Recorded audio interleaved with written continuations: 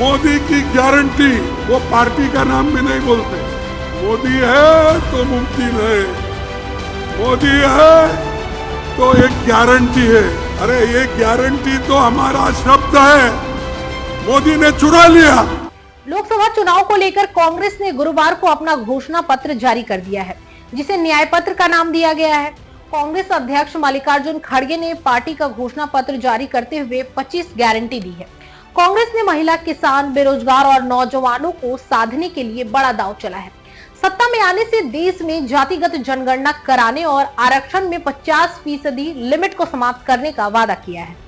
कांग्रेस ने सामाजिक न्याय के जरिए 2024 का एजेंडा सेट करने की कोशिश की है, जो बीजेपी की टेंशन ही नहीं बल्कि इंडिया गठबंधन में शामिल कई दलों के लिए चिंता का सबब बन सकता है।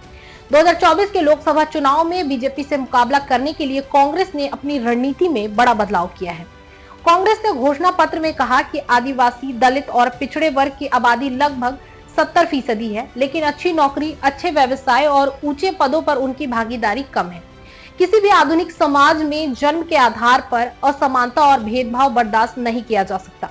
ऐसे में कांग्रेस सत्ता में आने के लिए जातिगत जनगणना कराएगी और आरक्षण की 50% लिमिट को खत्म करके सामाजिक असमानता की खाई को कम करने की कोशिश करेगी।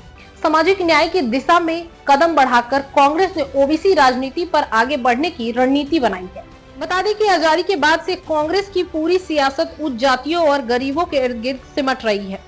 कांग्रेस का परंपरागत वोट बैंक दलित, मुस्लिम, ब्राह्मण हुआ करता था। कांग्रेस इन्हीं जातीय समीकरण के सहारे लंबे समय तक सियासत करती रही। पारंपरिक रूप से कांग्रेस को पिछड़े वर्ग और आरक्षण का विरोधी माना जाता रहा है और बार बार राजीव गांधी के दिए उस भाषण का भी हवाला दिया जाता है, जिसमें उन्होंने लोकसभा में मंडल कमीशन की रिपोर्ट को लागू करने का विरोध किया था। मंडल कमीशन के बाद देश की सियासत ही पूरी तरह से बदल गई और ओबीसी आधारित राजनीति करने वाले नेता उभरे, जिनमें मुलायम सिंह यादव से लेकर लालू प्रसाद यादव, नीतीश कुमार जैसे मजबूत शतपथ रहे। देश में ओबीसी सियासत इन्हीं नेताओं के इर्द गिर्द सिमटती गई और कांग्रेस धीरे धीरे राजनीतिक हाशिए पर पहुंच गई। कांसीराम की दलित और सामाजिक न्याय राजनीति ने कांग्रेस का सियासी खेल ही बिगाड़ दिया। बीजेपी की राम मंदिर पॉलिटिक्स उभरी। ऐसे में मुस्लिम से लेकर दलित और ब्राह्मण वोटर कांग्रेस से खिसक गए। कांग्रेस की उच्च जातीय सियासत के चलते ओबीसी समुदाय की तमाम जातियां उसका विरोध करती रही। इसी विरोध में ओबीसी नेताओं ने कांग्रेस के खिलाफ खुद की सियासत खड़ी की।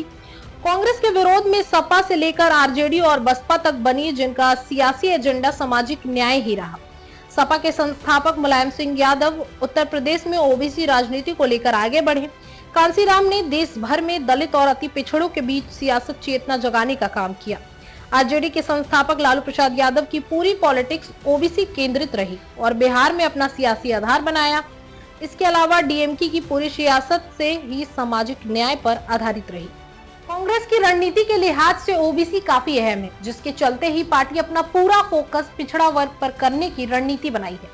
मंडल कमीशन के लिहाज से देखें तो करीब 52% ओबीसी समुदाय, 16.6% दलित और 8.6% आदिवासी समुदाय है। इस तरह देश में करीब 75% तीनों की आबादी है, जिस पर कांग्रेस की नजर है।